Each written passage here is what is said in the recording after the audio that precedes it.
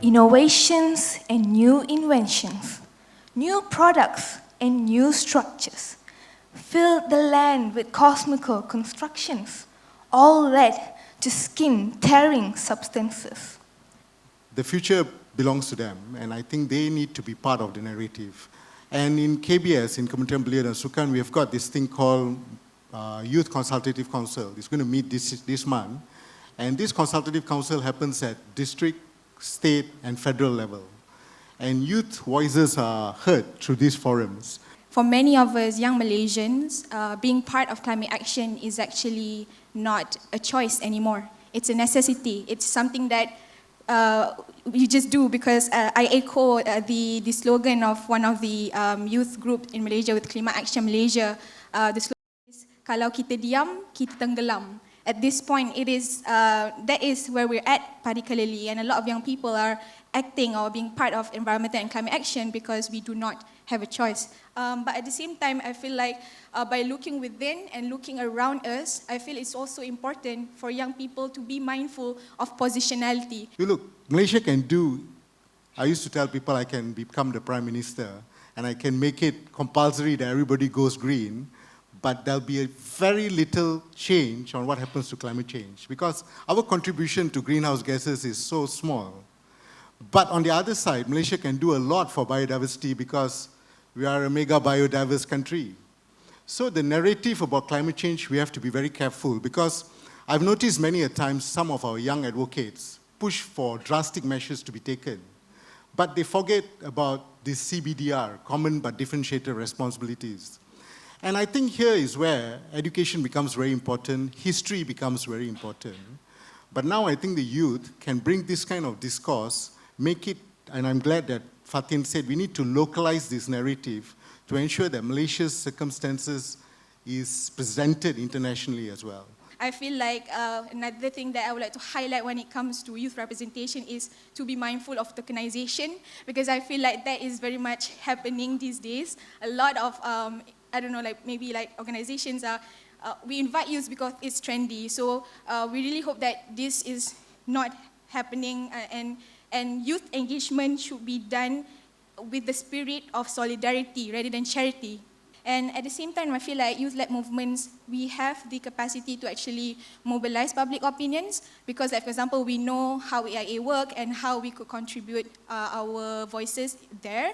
And at the same time, young people are very close or synonymous with social media. So if you go to the social media, there's so many campaigns related to objection of projects which are sensitive to the environment, for example, and people are doing explanatory videos, people are doing petitions, and also some groups are even like teaching other young people to how to write letters to your MP, giving templates and how to write letters to the Department of Environment. So I feel like not just knowing or exercising our rights, but at the same time, young people have the capacity to also influence public opinions, especially with the use of social media. And that also means we have to come up with alternative that would change community behavior and business activities. So that means we are looking more into environmental, but also dealing with social and local economy.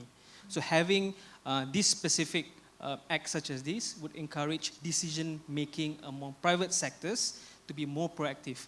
And a great example is what ALAM is doing this. So ALAM is a program under BPMB, and how ALAM is supporting YEL is a long-term program. So we need more of that through legislative or act that are being introduced, encouraging proactive within private sectors. Yeah. Through innovation competitions and all these programs, being rewarded cash prize or even just a name for them to be proud of, this will attract more of the youth to participate, meaning we will have more people which acknowledge how much impact all of these tiny things done by each and one of us. So I feel like that's how university can actually play a part especially in disaster hotspots, which is to really take into account or increase disaster preparedness program, because probably when we're talking about environmental issues are very much multifaceted.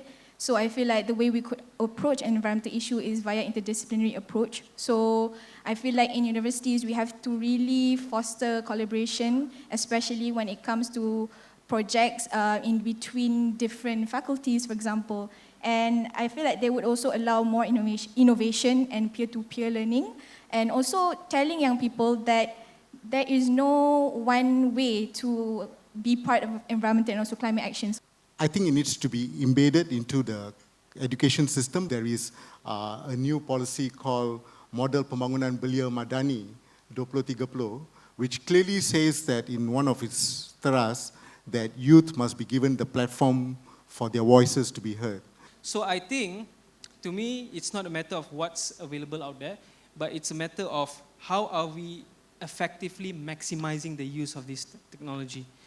So back in 2019, I was part of the Roots and Shoots Malaysia Award program, where basically this is a program to provide volunteering opportunity, but I usually would call it service learning, because I feel like volunteering is a bit like there's a savior complex mindset there, but I like the word service learning because we're giving service, but at the same time, you're also learning from whatever thing that we're doing, right? So basically with this Roots and Shoots Malaysia Award Program RASMA that I was part of, we were just young people from the age of 16 and to 25, and we were given the opportunity to actually provide a service learning opportunity for up to 30 local organizations in Malaysia. But I think Rakan Muda is a fantastic platform, and we have got 10 lifestyles. One of it is Rakan Bumi. While preparing for this, I noticed Reef Check also has helped us with Rakan Bumi. Thank you.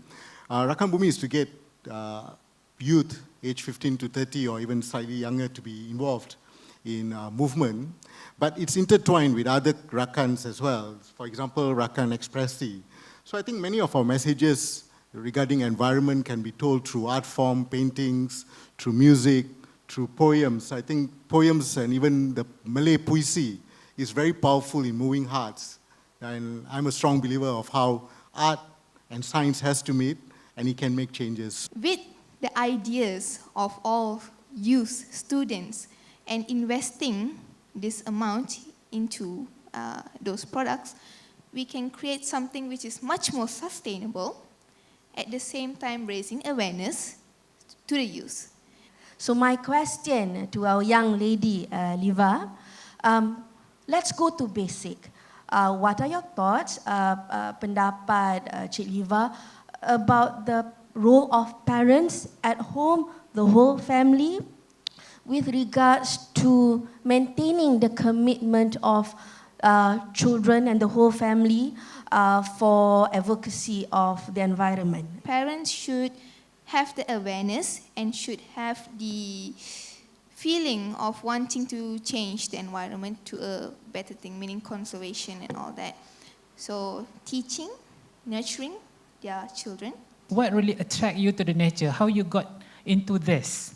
I'm sure once you got into it, you get into it deeper and deeper and deeper, right? But how it started in the first place? So this really brought me to the thought on why was his food the cause of his death when the food was labeled as organic and all this? When we dig deeper to it, meaning, yes, it is stated as organic, but it could be using fertilizers which are probably harmful or not suitable for the animal. So my question is, how can youth, right, from communities that can barely put food on the table be involved in conservation work or, caring about the environment? I feel like when it comes to community and getting people from the community to be engaged, number one would be accessibility to that particular opportunity even. 52% of Malaysians were under poverty. Fast forward, figures nowadays show it's below 1%. We had to do affirmative actions. For example, people whack us because we palm oil, I know, but we had to do it. We had to do something to bring people out of poverty.